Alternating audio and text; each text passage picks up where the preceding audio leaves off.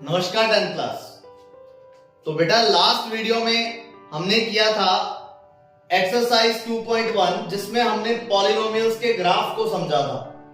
ठीक है ना, कि पॉलिनोमियल्स के जो ग्राफ है वो किस तरह से बिहेव करते हैं। आज हम स्टार्ट करने जा रहे हैं क्वाड्रेटिक पॉलिनोमियल। तो सबसे पहले आप लोगों को यह पता होना चाहिए कि क्वाड्रेटिक पॉलिनोमियल्स क्या हैं। इसके लिए हमारा जो पार्ट 1 था उसमें मैंने सभी पॉलिनोमियल्स के बारे में बताया था, तो उसमें यह भी बताया गया है कि क्वाड्रेटिक पॉलिनोमियल की पहचान क्या है। ठीक है, तो आप लोग नीचे लिंक दिया हुआ है, वहां से आप पहले फर्स्ट पार्ट और सेकंड पार्ट कवर कीजिए, उसके बाद आप इस वीडियो को देखिए ताकि आपको बहुत अच्छे तरीके से समझ आ सके। चलिए स्टार्ट करते हैं क्वाड्रेटिक पॉलिनोमियल। मैं एक बार फिर से बताता हूं आपको। A polynomial whose degree is 2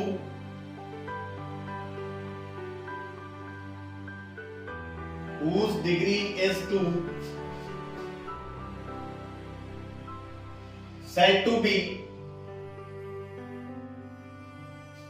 quadratic। अब आप में से दिक्कत किसको आएगी? दिक्कत उसको आएगी जिसको डिग्री नहीं पता या जिसको जीरोस नहीं पता। इसीलिए मैंने आपको एक सजेशन दिया कि आप पहले वाले 2 पार्ट जरूर देखें, उसके बाद आप इस तीसरे पार्ट पर आए। देखिए ये बोल रहा है अ पॉलिनोमियल हुज डिग्री का मतलब होता है highest power of a polynomial. तो डिग्री जिसकी 2 होती है उसको अपने क्या बोल देते हैं? क्वाड्रेटिक पॉलिनोमियल बोल देते हैं। इस क्वाड्रेटिक पॉलिनोमियल की जो स्टैंडर्ड फॉर्म है, मतलब कि सारे के सारे क्वाड्रेटिक पॉलिनोमियल आपको ऑलवेज इसी फॉर्म में मिलेंगे। तो इसकी जो स्टैंडर्ड फॉर्म है वो फॉर्म होती है बेटा ax² plus bx plus c। ये इसकी स्टैंडर्ड फॉर्म होती है। और एक पॉलिनोमियल को p ऑफ x से रिप्रेजेंट करते हैं। इस p का मतलब जहां पर क्या है, इस p का मतलब है पॉलिनोमियल। और अंदर x क्यों लगा हुआ है? x लगा हुआ है बिकॉज ये जो पॉलिनोमियल है इसका वेरिएबल x है। देखो आप, ये वेरिएबल है तो वेरिएबल x है इसलिए। और इसके अंदर कुछ कंडीशंस भी होती हैं कि ये क्वाड्रेटिक ऑलवेज कब होगा। तो आपको ये चीज ध्यान रखनी है, जो इसका x है that is said to be variable of the polynomial. जो x है उसको क्या बोलते हैं? वेरिएबल बोलते हैं। और यहां पर जो a b c है they are said to be constants। और एक कंडीशन है कि a की वैल्यू कभी भी 0 नहीं हो सकती। बिकॉज बेटा अगर a की वैल्यू 0 हो जाएगी तो इसका मतलब क्या होगा? ये पूरी टर्म 0 होने का मतलब डिग्री 2 नहीं बचेगी, डिग्री बचेगी 1। समझ गए ना? तो ये क्वाड्रेटिक ना होकर लीनियर बन जाएगा। दैट्स व्हाई ये जरूरी है कि a की वैल्यू कभी 0 नहीं होनी चाहिए। हाँ, बाकी दोनों वैल्यूज में से कुछ भी 0 हो सकता है, कोई दिक्कत नहीं है। तो ये होती है बेटा क्वाड्रेटिक पॉलिनोमियल की स्टैंडर्ड फॉर्म। अब आप इस पर गौर कीजिए कि यहां पर जो हाईएस्ट पावर है वो कितनी है? हाईएस्ट पावर यहां पर 2 है, तो इसलिए इसको क्या बोला जाएगा? क्वाड्रेटिक बोला जाएगा। समझ आ गई बात? फिर मैंने आपको बताया था नंबर ऑफ जीरोस के बारे में, नंबर ऑफ जीरोस के बारे में। तो नंबर ऑफ जीरोस में क्या होगा? जितनी इसकी डिग्री है उतने नंबर ऑफ जीरोस होंगे। यानी कि मैं बोलूं number of zeros of a quadratic polynomial 2। Zeros का मतलब नहीं पता तो जीरोस का मतलब होता है values of x eight which p of x is 0। मतलब x की वो वैल्यूज जहां पर पॉलिनोमियल की वैल्यू 0 बनती है that are called zeros of the polynomial. और x की उन वैल्यूज को क्या बोलते हैं? जीरोस बोलते हैं। और वो कितनी आएंगी? वो 2 आएंगी। क्वाड्रेटिक में x की 2 वैल्यूज आएंगी। हाँ, हो सकता है दोनों की दोनों इमेजिनरी हो सकता है दोनों की दोनों रियल हो सकता है एक इमेजिनरी हो एक रियल हो। आपके सिलेबस के अकॉर्डिंग ज्यादातर आपको रियल वैल्यूज ही मिलेंगी वहां पर। समझ आई बात? चलिए फिर इसके बाद 2 कंडीशन है बेटा इसमें। देखो मैंने आपको बोला कि क्वाड्रेटिक पॉलिनोमियल की कितने जीरोस आएंगे? 2 जीरोस आएंगे। तो उसको फाइंड करने का तरीका ये है बेटा, लेट कर लिया जाता है कि ax² plus bx plus c is equal to 0। ये लेट कर लिया जाता है। समझ गए बात? ये लेट करने के बाद अपने को क्या करना है, अपने को यहां से x की वैल्यूज फाइंड करनी है। सपोज हमारे पास दो वैल्यूज आ गई, first one is alpha and second one is beta. ये भी फाइंड करना बताऊंगा। ये हमारे सिलेबस के अकॉर्डिंग अपने फाइंड करेंगे स्प्लिटिंग मेथड से। स्प्लिटिंग मेथड, स्पेलिंग पे मत जाना बेटा, हो सकता है गलत हो। स्प्लिटिंग मेथड, ठीक है ना? तो करना क्या है, आपको ये दोनों जीरोस फाइंड करने हैं और हमें करना पड़ेगा इसका वेरिफिकेशन। वेरिफिकेशन का मतलब कि आपका आंसर सही भी है या गलत है। तो वेरिफिकेशन किया जाता है बेटा इसका दो तरह से। पहली बात, जो सम ऑफ जीरोस है, मतलब अल्फा प्लस बीटा है, वो इक्वल होता है माइनस बी बाय ए के। अल्फा और बीटा तो आप उठाओगे यहां से, जो आपके पास एक्स की वैल्यूज आई हैं, और ये जो b और a है वो उठेगा यहां से। ये रहा b आपका और ये रहा a, तो मैंने लिखा माइनस बी अपॉन ए। समझे बात? इसी तरह से जो सेकंड है वो है बेटा alpha beta is equal to c over a। Alpha और बीटा ये वाले हो गए, c ये वाला हो गया और a ये वाला हो गया। तो alpha beta is equal to c upon a। तो ये था बेटा सारा का सारा बेसिक किसका, क्वाड्रेटिक पॉलिनोमियल का। अच्छा, जो लोग अपना सिलेबस इन वीडियो से कवर कर रहे हैं उनके लिए सजेशन है कि बच्चों ये जो आपका बेसिक चल रहा है, इस बेसिक को भी आप नोट किया करो, ध्यान रखा करो, बिकॉज कंपटीशनल एग्जाम में बहुत काम आता है बेसिक। फर्दर जिसको 11th 12th में नॉन मेडिकल सब्जेक्ट चूज करना है उसके लिए बहुत काम का है। ठीक है, तो ये था बेटा आपका बेसिक। अब अपने चलते हैं 2.2 में किस तरह के क्वेश्चन आते हैं, उसको कैसे सॉल्व किया जाता है, उन चीजों पर ध्यान दीजिएगा। देखिए क्वेश्चन आपसे ये पूछा जाता है, find the zeros of following quadratic polynomials. Quadratic polynomials. Also find the relation between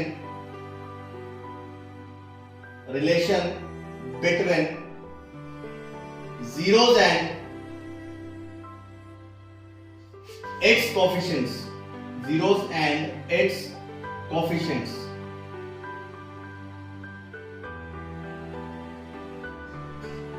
ये क्वेश्चन पूछा जाता है बेटा। आपको क्या करना पड़ेगा, सबसे पहले जीरोस फाइंड करने पड़ेंगे क्वाड्रेटिक पॉलिनोमियल के, फिर आपको इसका वेरिफिकेशन भी करना पड़ेगा कि आपका आंसर जो है वो सही है या गलत है। तो बेटा अपने एनसीईआरटी के क्वेश्चन भी करेंगे, लेकिन फर्स्ट ऑफ ऑल इसमें 3 टाइप के क्वेश्चन आते हैं। तीनों के तीनों टाइप बड़े आराम से समझना, ध्यान से समझना, ठीक है। उसके बाद अपने एनसीईआरटी के क्वेश्चन करेंगे और आप लोग ही बताओगे कि कौन सा पैटर्न अपने को अप्लाई करना है और कौन सा नहीं करना, ठीक है। तो बेटा देखो पहला जो पैटर्न है, जैसे मैंने आपको क्वाड्रेटिक पॉलिनोमियल दे दिया, से 3x² - 5x - 12, ये दिया मैंने आपको, ठीक है। इसके अंदर A, B और C तीनों के तीनों प्रेजेंट है, तीनों में से कुछ भी मिसिंग नहीं है, ठीक है। A भी प्रेजेंट है, B भी प्रेजेंट है और 3 भी प्रेजेंट है। तो इस तरह के क्वाड्रेटिक पॉलिनोमियल्स को पहले अपने सॉल्व करना सीखते हैं, फिर दूसरे तरह के सीखेंगे, फिर तीसरे तरह के सीखेंगे। पहले सीखते हैं फर्स्ट टाइप के। देखो क्या करना है आपको इसमें, हमें सबसे पहला काम जो है, मैं सॉल्यूशन करने जा रहा हूं इसका। सबसे पहला काम है बेटा, आप लेट करोगे 3x² - 5x - 12 = 0।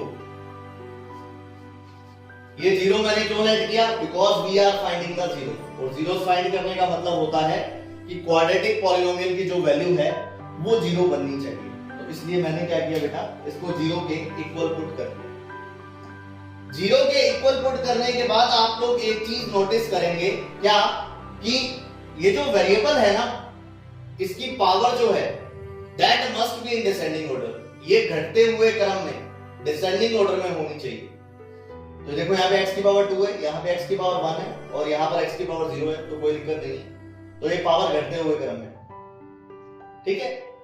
अगला स्टेप आपका क्या कहता है, आपको आप लोग ये जो पहला है 3x² इसको एज इट इज लिख दीजिए, ये जो माइनस है वो एज इट इज लिख दीजिए, ये जो माइनस का 12 है वो एज इट इज लिख दीजिए, इक्वल टू लिख दीजिए 0 और बीच में लगा दीजिए ब्रैकेट। क्यों? क्योंकि we are doing splitting method of middle term, splitting method of middle term, ध्यान रखना, ठीक है ना। तो अपनों ने क्या किया, 3x² एज इट इज लिख दिया, माइनस का 12 एज इट इज लिख दिया, ये जो बीच वाली टर्म मिसिंग है इसको मैंने छोड़ दिया वैसे का वैसे, इक्वल टू 0 जो है वो equal to 0 as it is पड़ा हुआ है। अब देखो हमें करना क्या है, रफ वर्क में करना है जो भी मैं बता रहा हूं। सबसे पहले इस 12 को 3 से मल्टीप्लाई करना है, सपोज मैंने कर दिया, this is rough work, 12 into 3 that will be 36। गौर करना मेरी बात पर, 12 को मैंने 3 से मल्टीप्लाई किया, आ गया 36। अब मुझे क्या करना है बेटा, दो ऐसी वैल्यू फाइंड करनी है जिनको मल्टीप्लाई करने पर तो 36 आएगा, और यहां पर साइन नेगेटिव है ना, तो माइनस करने पर कितना आएगा, 5 आएगा। दो ऐसी वैल्यू जिसको मल्टीप्लाई करने पर कितना, 36, और दो ऐसी वैल्यू जिसको माइनस करने पर 5। तो देखो मैंने क्या, 9 को 4 से मल्टीप्लाई करता हूं तो बेटा 36 आता है, और 9 में से मैं 4 माइनस करता हूं तो 5 आता है। ये दो वैल्यूज आ गई, कौन कौन सी, 9 और 4। समझे? दोबारा मैं एक बार बताता हूं, 12 को 3 से मल्टीप्लाई करोगे 36 आएगा। इसके बाद you have to calculate two values, इसके बाद हमें दो वैल्यूज देखनी है जिनको मल्टीप्लाई करने पर 36 आए, और यहां पर क्या लगा हुआ है, नेगेटिव, तो माइनस करने पर 5 आए। तो मैंने 9 को 4 से मल्टीप्लाई किया, 36 आया, और 9 में से 4 को माइनस किया तो 5 आया, यानी कि वैल्यू आ गई बेटा 9 और 4। तो मैं यहां लिख देता हूं 9x माइनस 4x। ये मैंने x किस लिए लगाया, क्योंकि मिडिल टर्म पर x लगा हुआ है। समझ गए बात? अब मैं क्या करता हूं, ब्रैकेट को ओपन करता हूं, ब्रैकेट ओपन करूंगा तो बेटा मिलेगा मुझे 3x² माइनस का 9x माइनस और माइनस प्लस का 4x, फिर आ जाएगा ये माइनस का 12 इज इक्वल टू 0। अब आप लोग सोच रहे होंगे कुछ बच्चे, मतलब ये ब्रैकेट क्यों लगाया सर, इसकी जरूरत ही नहीं थी। बिल्कुल, जिसकी मैथ्स अच्छी है उसको जरूरत नहीं है, लेकिन जिसकी मैथ्स पुअर है, जिससे प्लस माइनस की गलतियां होती हैं, वो इन ब्रैकेट्स को इग्नोर मत करना। इन ब्रैकेट्स को लगाकर ही क्वेश्चन करना, आपका क्वेश्चन कभी गलत नहीं होगा लाइफ टाइम, ध्यान रखना। इन दोनों में से क्या कॉमन आ रहा है, इन दोनों में से 3x कॉमन आ रहा है। अंदर बेटा बच जाएगा x माइनस 3 3 9 होते हैं, तो यहां बचेगा 3। यहां अगर प्लस है तो प्लस लिखिएगा, माइनस है तो माइनस लिखिएगा, फिलहाल प्लस है तो मैंने प्लस लिखा है। इन दोनों में से कॉमन आ रहा है 4, अंदर बचेगा x माइनस का 3 और इक्वल में क्या पड़ा हुआ है, 0। आपने सही किया है या गलत किया है इसकी पहचान है बेटा, ये दोनों वैल्यू सेम आएंगी। जबरदस्ती इसको इक्वल बनाने की कोशिश ना करें, जैसा आप कर रहे हैं वैसा चलने दीजिए, जो बनेगा उसके बाद चेकआउट कर लेना दोनों सेम आ रहे हैं कि नहीं आ रहे। अगर सेम आ रहे हैं तो मतलब आप सही जा रहे हो, अगर गलत है तो चेक कीजिए कहीं पर प्लस माइनस की गड़बड़ आई होगी। फिर आप लोग क्या करोगे बेटा, यहां पर x माइनस 3 कॉमन आ रहा है तो आप लोग x माइनस 3 को कॉमन निकाल लीजिए, यहां बचेगा 3x प्लस 4 इक्वल टू 0। समझ गए? तो यहां पर कितना, x माइनस 3 कॉमन आ गया, बचेगा 3x plus 4 is equal to 0। अब आप क्या करोगे, दोनों का मल्टीप्लिकेशन 0 है, दोनों का मल्टीप्लिकेशन 0 होने का मतलब दोनों में से एक वैल्यू 0 होगी तो ही मल्टीप्लाई 0 होगा। थोड़ा सा सोच के देखिए, आपको ये पता लगे कि मल्टीप्लिकेशन 0 आ रहा है, तो वो मल्टीप्लिकेशन 0 कैसे आ सकता है, वो 0 आएगा बेटा, दोनों में से अगर कोई एक वैल्यू 0 होगी डेफिनेटली मल्टीप्लिकेशन 0 होगा। समझ गए? तो यहां पर देखो कोई साइन नहीं है, तो मतलब यहां पर साइन ऑफ मल्टीप्लाई है। समझ गए? तो इनका मल्टीप्लिकेशन 0 आ रहा है, तो मतलब इन दोनों में से किसी एक वैल्यू को 0 होना पड़ेगा। तो मैं लिखूंगा x माइनस 3 इक्वल्स टू 0 और 3x प्लस 4 इक्वल्स टू 0। यहां से x की वैल्यू आ जाएगी बेटा 3 और यहां से x की वैल्यू आ जाएगी बेटा माइनस का 4/3। क्लियर हुआ? फिर अब ये वाली जो वैल्यू है बेटा, ये तो आया आपके पास alpha, this is said to be alpha, और ये वाली जो वैल्यू आई ये आया अपने पास बीटा। तो मैंने ये क्वेश्चन यहां तक सॉल्व कर दिया, find the zeros of the following quadratic polynomial, यहां तक इतना क्वेश्चन सॉल्व हो चुका है। समझे बात? इसके बाद बेटा हमें करना है वेरिफिकेशन। तो चलिए वेरिफिकेशन की तरफ बढ़ते हैं। वेरिफिकेशन में आप लोग क्या करोगे, देखो वेरिफिकेशन में पहला जो वेरिफिकेशन मैंने आपको बताया that is alpha plus beta is equal to minus B by A. तो देखो अल्फा की वैल्यू यहां से उठाई मैंने, 3 आएगी, ये लीजिए। बीटा की वैल्यू मैंने यहां से उठाई, माइनस 4/3 आएगी, इक्वल माइनस का माइनस आएगा, बी की वैल्यू बेटा ये रही।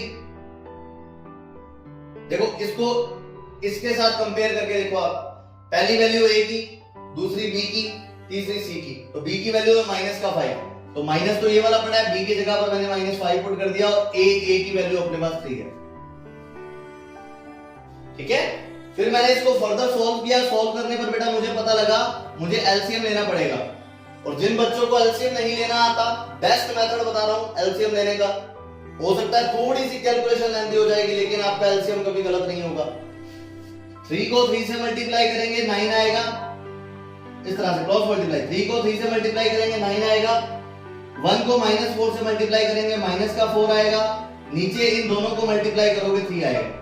दोबारा मैं रिपीट करता हूं, 3 को 3 से 9 प्लस माइनस माइनस हो गया बेटा, 1 को 4 से करेंगे 4 आएगा, 3 1 जा 3 हो गया, इक्वल में माइनस और माइनस प्लस 5/3। अच्छा इधर 9 में से 4 माइनस करेंगे तो 5/3 आएगा, और इक्वल में कितना है 5/3 है।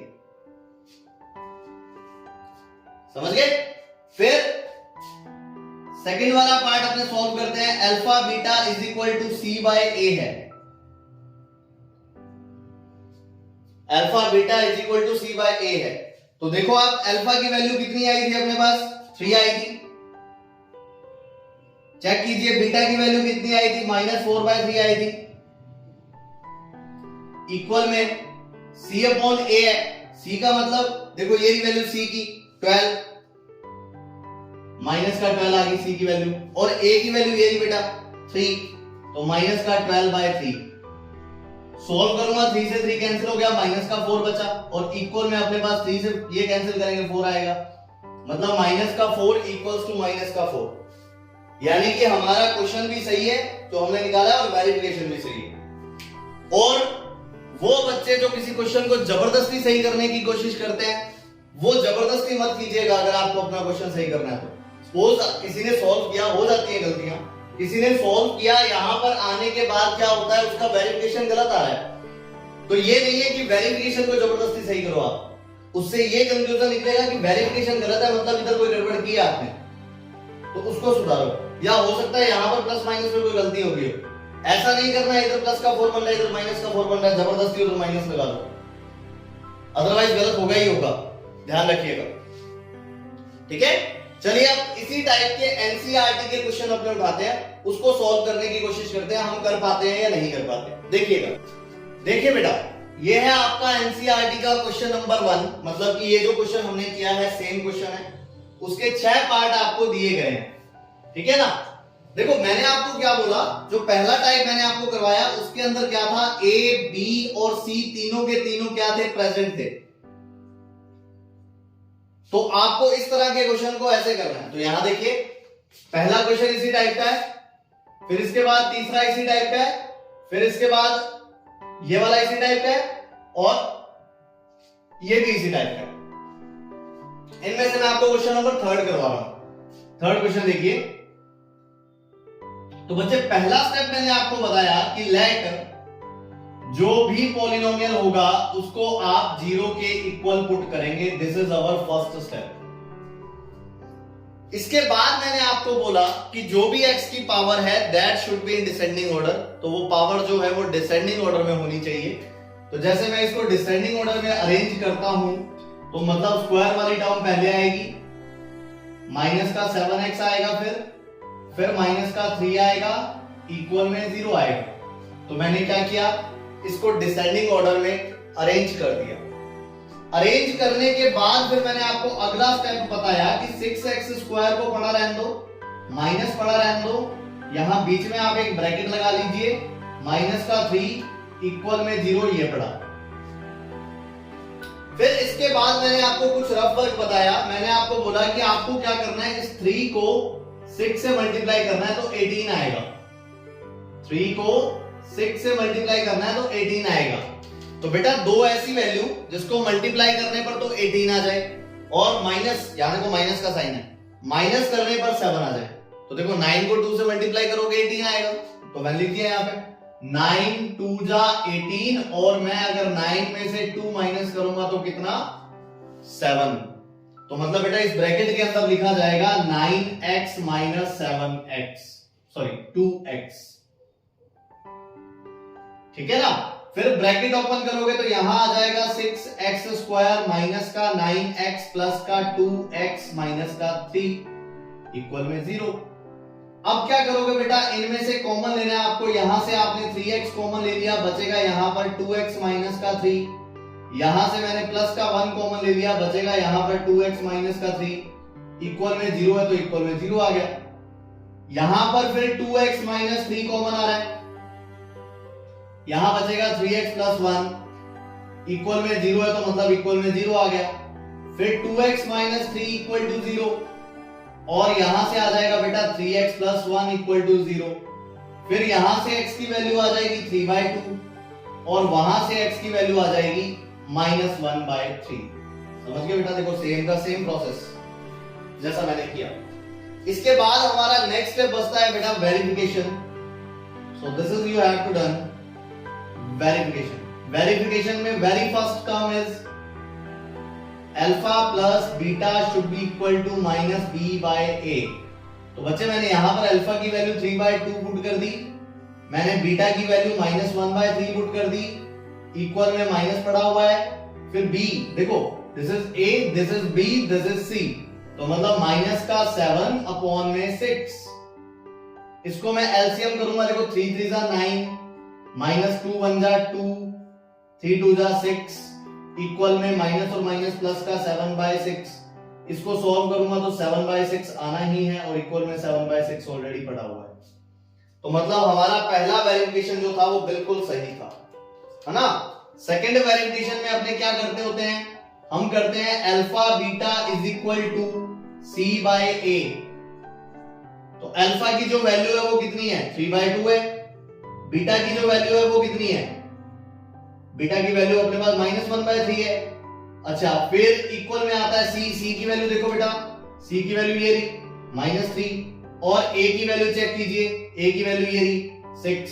तो यहां देखो 3 से 3 कैंसिल हो गया, बच गया माइनस का 1/2 और इक्वल में ये दोनों कैंसिल होंगे, 3 1 जा 3, 3 2 जा 6 तो माइनस का 1/2। दोनों साइड इक्वल आ रही है, तो इसका मतलब हमारा जो क्वेश्चन है वो बिल्कुल सही है। तो इस तरह से हमने जो फर्स्ट पैटर्न था उसको कंप्लीट कर लिया। फर्स्ट पैटर्न क्या था, when a b and c all coefficients are present। Clear हुआ। अब करते हैं हम हमारा सेकंड पैटर्न। देखिएगा, देखिए जो आपका सेकंड पैटर्न है वो कुछ इस तरह का है। जैसे मैंने क्वेश्चन लिखा, सपोज 3y² प्लस 8y, ये लिखा। मतलब कि मैं क्या बात कर रहा हूं, when c is absent। इस तरह के क्वेश्चंस को कैसे करेंगे आप, देखो आप इसके अंदर a है, a का मतलब जो स्क्वायर वाली टर्म होती है उसका कोएफिशिएंट a होता है। फिर जिसकी पावर 1 है उसकी जो टर्म होती है वो b होता है और जिसके अंदर वेरिएबल नहीं होता वो c होता है। तो देखो ये वाली टर्म है स्क्वायर वाली अपने पास, ये वाली टर्म है, ये वाली टर्म नहीं है c, है ना। तो मतलब इसमें सी एब्सेंट है। तो इस तरह के क्वेश्चन को करने के लिए बड़ा आसान सा तरीका है बेटा, सबसे आसान यही रहता है। ध्यान दीजिए, सबसे पहले काम वही, late 3y² plus 8y equal to 0। ऐसे क्वेश्चन में कोई स्प्लिट करने की जरूरत नहीं पड़ती, कुछ नहीं पड़ता। आप क्या करोगे, डायरेक्ट कॉमन निकालोगे जो भी कॉमन आ रहा है। फिलहाल जैसे यहां पर y कॉमन आ रहा है तो मैंने y को कॉमन निकाल लिया, बचेगा मेरे पास 3y प्लस का 8 इक्वल टू 0 है, तो इक्वल टू 0। दोनों मल्टीप्लाई में मतलब या तो ये 0 होगा या ये 0 होगा, तो मैंने यहां पे लिख दिया y इज इक्वल टू 0 और 3y plus 8 is equal to 0। फिर मैंने क्या किया, y की वैल्यू तो 0 आ गई यहां से, और यहां से जो y की वैल्यू आएगी वो आएगी माइनस का 8/3। Let me repeat you again. देखो ये s इस तरह का पॉलिनोमियल होगा जिसके अंदर c की वैल्यू नहीं होगी, मतलब वेरिएबल वाली टर्म नहीं होगी, है ना, जिसके अंदर वेरिएबल नहीं है वो टर्म नहीं होगी। तो यहां पर मैंने लिखा 3y² plus 8y is equal to 0। यहां से डायरेक्ट मैंने y कॉमन निकाल लिया। y कॉमन निकालने के बाद आपके पास बचेगा 3y प्लस का प्लस और 8 का 8। फिर इन दोनों का मल्टीप्लाई 0 आ रहा है, मतलब या तो ये वाला 0 है या ये वाला 0 है। तो मैंने क्या किया, y की वैल्यू 0 और फिर इस 3y प्लस 8 की वैल्यू 0। यहां से y इज इक्वल टू 0 आ गया, यहां से y की वैल्यू माइनस 8/3 आ गई। अब अगर मैं बात करूं वेरिफिकेशन की,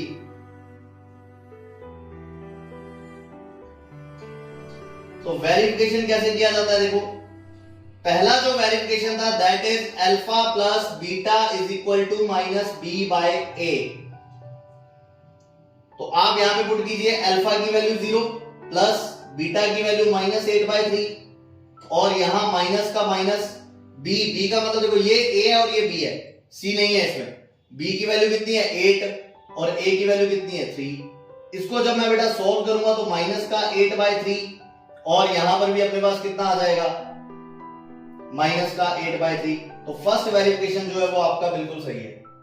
अगर मैं इसी का सेकंड वेरिफिकेशन करूं, सेकंड वेरिफिकेशन के अंदर alpha beta is equal to c/a लिखवाया मैंने आपको। अल्फा का मतलब पहला जो आपके पास 0 आया वो आया था ये वाली वैल्यू, ये अल्फा है, दिस इज अल्फा। तो अल्फा की value 0 multiply by beta, beta की वैल्यू ये रही, दिस इज बीटा। बीटा की वैल्यू है माइनस 8/3। फिर है c, देखो c इसमें है ही नहीं, a है b है c है ही नहीं, c है ही नहीं है तो इसका मतलब 0 और a की वैल्यू यहाँ पे कितनी है 3। तो जैसे आपने इन दोनों को मल्टीप्लाई किया, ये आ गया 0 वो आ गया 0, मतलब कि हमारा जो क्वेश्चन है वो बिल्कुल सही है। समझ आया? तो हमने अब फिलहाल कौन सा किया, हमने वो किया, वो पॉलिनोमियल को सॉल्व किया जिसके अंदर c नहीं होता, c डिसअपीयर होता है या 0 होता है, तो उसको इस तरह से किया जाता है। ढूंढिए तो थोड़ा क्वेश्चन, कौन सा क्वेश्चन ऐसा लग रहा है, ABC तीनों है, ABC तीनों है, ABC तीनों है। अच्छा ये वाला देखो आप, इसके अंदर c नहीं है, ये स्क्वायर वाली टर्म, ये बिना स्क्वायर वाली टर्म, समझ गए, 1 वाली टर्म। तो मैंने क्या किया, फोर्थ क्वेश्चन को सॉल्व करता हूं बेटा। क्वेश्चन स्टार्ट होता है यहां से, let 4u² plus 8u is equal to 0। फिर मैंने आपको बोला डायरेक्ट जो कॉमन आ रहा है वो कॉमन निकाल लीजिए। फिलहाल 4u कॉमन आ रहा है, अंदर बचेगा u, यहां बचेगा 2 इक्वल टू 0, है ना। दोनों का मल्टीप्लिकेशन 0 आने का मतलब क्या होगा, आप क्या करोगे 4u इज इक्वल टू 0 और u plus 2 is equal to 0। यहां से u इज इक्वल टू 0 आएगा बेटा, 4 अपॉन में आ जाएगा तो, और u इज इक्वल टू ये प्लस का 2 उधर जाके माइनस का 2 आ गया अल्फा और बीटा। चलिए वेरिफिकेशन करते हैं। तो बेटा जब आप इसका वेरिफिकेशन करोगे, वेरिफिकेशन करेंगे तो वो किस तरह से होगा। पहला वेरिफिकेशन मैंने आपको बताया, alpha plus beta will be equal to minus b/a। तो देखो अल्फा की जगह पर 0 आ गया, बीटा की जगह पर माइनस का 2 आ गया, equal to minus as it is पड़ा है बेटा। ये a है हमारा और ये b है, तो b की वैल्यू 8 और a की वैल्यू 4। 0 माइनस का 2 मतलब माइनस का 2 बनेगा, और ये माइनस इससे कैंसिल होगा तो 2 आ जाएगा, मतलब पहला वेरिफिकेशन बिल्कुल सही है। अगर मैं सेकंड वेरिफिकेशन करूं तो बन जाएगा alpha beta is equal to what, is equal to c/a। Alpha beta is equal to c/a। तो अल्फा की वैल्यू देखिए कितनी 0 मल्टीप्लाई बाय बीटा की वैल्यू देखिए कितनी -2 is equal to c। c की वैल्यू कितनी है सी की वैल्यू अपने पास है 0 और ए की वैल्यू अपने पास है 4। तो 0 को मल्टीप्लाई करेंगे तो भी 0, 0 से किसी को डिवाइड दोगे तो भी 0। मतलब कि हमारा जो आंसर है वो बिल्कुल सही है। तो इस तरह से बेटा आपको ये सारे के सारे जो क्वेश्चन है वो सॉल्व करने हैं। एक लास्ट तरीका बचा, देखो हमने कितने कर लिए, हमने फर्स्ट क्वेश्चन के 5 पार्ट कर लिए, फर्स्ट, सेकंड, थर्ड, फोर्थ और ये फिफ्थ, 5 पार्ट कर लिए। बचा क्या, ये किस तरह का पॉलिनोमियल है, इसके अंदर बेटा आपके पास a होगा, b नहीं होगा, c होगा। मतलब यहां पर क्या लिखूंगा मैं, b इज एब्सेंट। तो इस तरह के पॉलिनोमियल्स को भी सॉल्व करते हैं। देखिए बेटा अगला टाइप करते हैं। हमारे पास तीसरा जो टाइप है वो होगा जिसके अंदर b जो है वो एब्सेंट होगा। जैसे मैंने आपको बोल दिया 4u² माइनस का 9, तो यहां पर देखो आप b इज एब्सेंट। इस तरह के क्वेश्चन को आप कैसे सॉल्व करोगे वो देखना, समझे? तो देखिएगा, लेट काम वही है, 4u² माइनस का 9 इक्वल टू 0। फिर क्या करोगे, 4u², ये जो माइनस का 9 है उधर ले जाइए, प्लस का 9। अगले स्टेप में u² यहां पड़ा रहेगा, 9/4 हो जाएगा बेटा, ये मल्टीप्लाई में था, डिवाइड में चला गया। फिर आप क्या करोगे, स्क्वायर को उधर लेके जाओगे तो रूट में चेंज होगा, तो रूट में आ जाएगा 9/4। और इसके साथ एक बात ध्यान रखनी है, जब कभी भी स्क्वायर रूट में चेंज होता है तो यहां पर 2 साइन अपीयर होते हैं, प्लस का और माइनस का। समझ के बात, बस इतनी सी एक नई चीज है, बाकी सब कुछ आपने पहले से पढ़ा हुआ है। तो u की वैल्यू आ गई प्लस माइनस 9/4। इसको मैं सोल्व करता हूं तो आएगा प्लस माइनस 3/2 सॉरी, क्योंकि 9 का रूट जो है वो तो हो जाएगा 3 और 4 का रूट हो जाएगा 2। मतलब कि वैल्यू कौन कौन सी आई, एक तो आ गया u is equal to plus का 3/2 और एक आ जाएगा u is equal to minus का 3/2। समझे बात? फिर अपने पास आता है वेरिफिकेशन। वेरिफिकेशन में मैं क्या करूं, पहला वेरिफिकेशन बोलिए, पहला होता है alpha plus beta equal to minus b/a। तो बच्चे यहां से अल्फा की वैल्यू प्लस का 3/2, बीटा की वैल्यू माइनस का 3/2, इक्वल माइनस का माइनस पड़ा हुआ है, b का मतलब यहां पर देखो a टर्म है, c टर्म है, b एब्सेंट है, मतलब b की वैल्यू 0 और a की वैल्यू 4। ये दोनों कैंसिल होंगे, यहां बचेगा 0 और यहां बचेगा 0। समझ गए? इसी तरह से जब अपने सेकंड स्टेप करते हैं तो उसके अंदर होता है alpha beta is equal to c/a।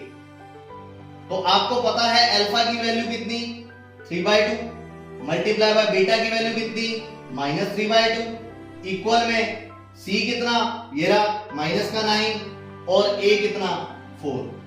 इसको मैं सॉल्व करूंगा, 3 3 जा 9 माइनस का और 2 2 जा 4। देखो माइनस का 9/4 इक्वल टू माइनस का 9/4।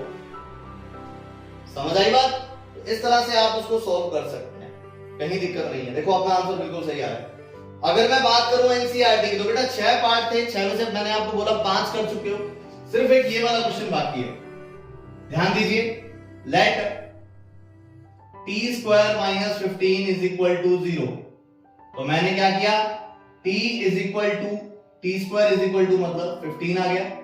फिर t की वैल्यू आएगी बेटा, स्क्वायर हो जाएगा, रूट में चेंज होगा। और एक नई चीज जो मैंने आपको बताई कि यहां पर क्या अपीयर होता है, प्लस और माइनस दोनों अपीयर होते हैं। तो ओवरऑल अपने को पता लगा कि t की 2 वैल्यूज आई। क्या लिखूंगा मैं, या तो t is equal to √15 plus का और t is equal to minus √15।